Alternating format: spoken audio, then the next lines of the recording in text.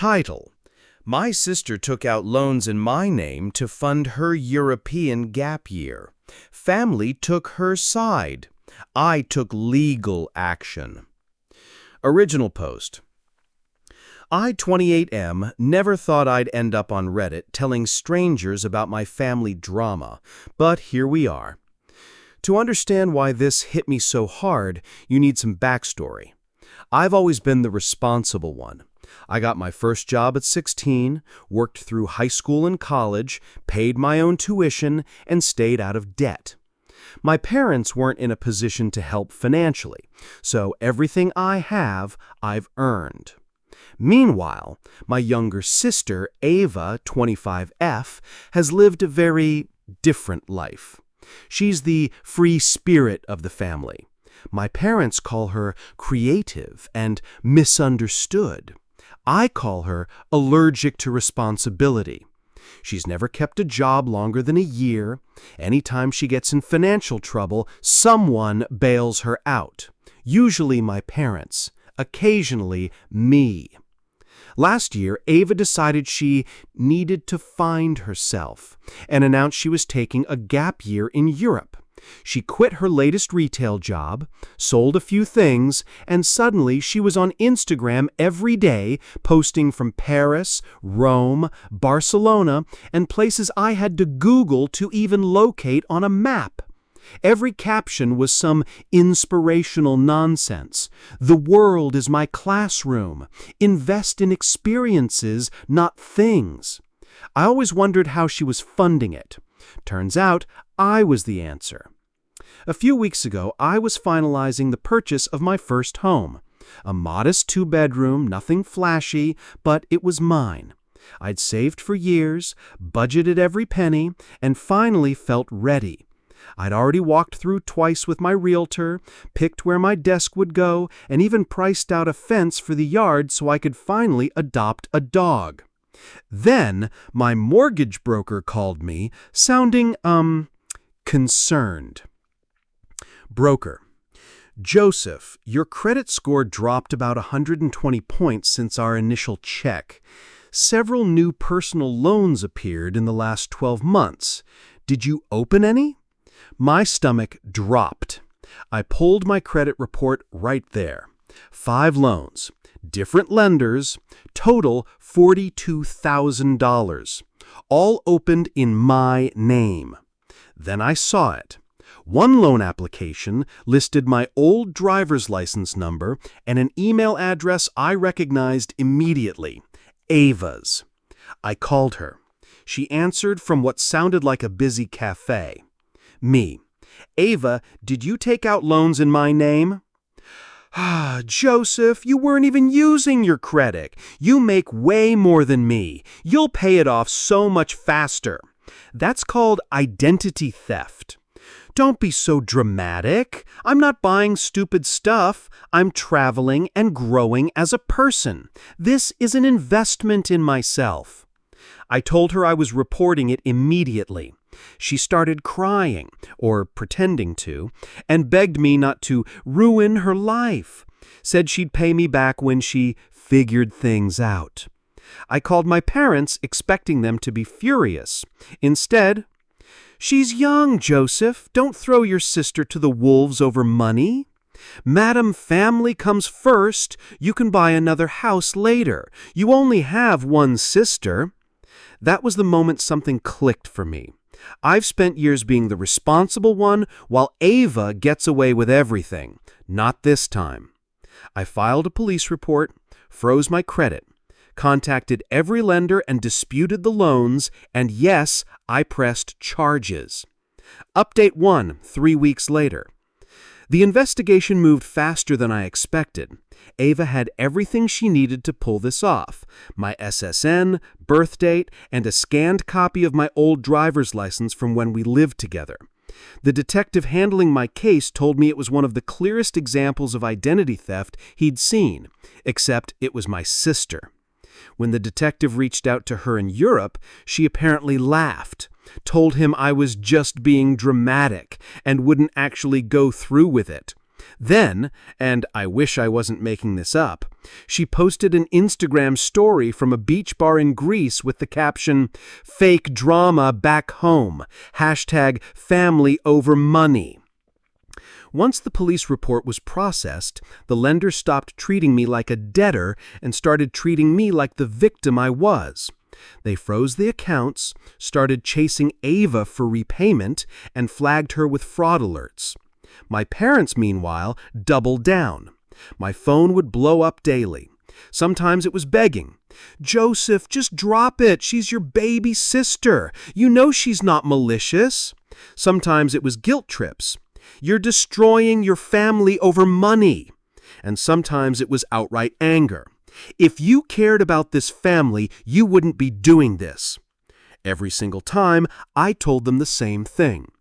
Ava destroyed this family the second she decided her trip to Europe was more important than my financial future.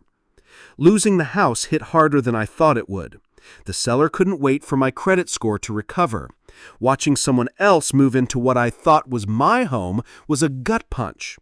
I had to go back to my old apartment, surrounded by boxes I'd already packed for the move that wasn't happening. But here's the thing. As much as it hurt, I refused to let that pain turn into weakness. I wasn't going to back down just because my family wanted me to. The detective told me it was likely going to trial if Ava didn't take a plea deal. She was refusing to cooperate, still claiming I'd overreacted. Honestly, I almost hoped it went to trial. Update 2 months later. It's over, and the ending was more satisfying than I could have hoped for. Ava took it to court, still insisting she meant no harm and that it was a family misunderstanding. The judge didn't buy a word of it. She was convicted of identity theft and fraud. The sentence? She owes $42,000 in restitution plus my legal fees. The loans are being removed from my credit report entirely. My score is already climbing back up, though it'll take time before I'm mortgage ready again. And here's the poetic part. Ava's still in Europe. She was in Croatia when her accounts were frozen. No money, no access to credit, and no one willing to buy her a plane ticket home. She's been couch surfing with strangers she met through hostels, trading odd jobs for food and a place to sleep. Her Instagram went from beach parties to vague, "hard times make strong people" quotes. My parents? Practically radio silent. My mom sent me one text, "I wish we could have handled this privately." I didn't respond. I did try to handle it privately. They just didn't want to listen when I warned them that Ava had gone too far. Update 3, 6 months later. I figured this saga was over after the court ruling, but apparently karma wasn't quite finished. A few weeks ago, Ava finally slunk back to the States. I didn't hear it from her, of course, but from a mutual cousin who ran into her at the airport.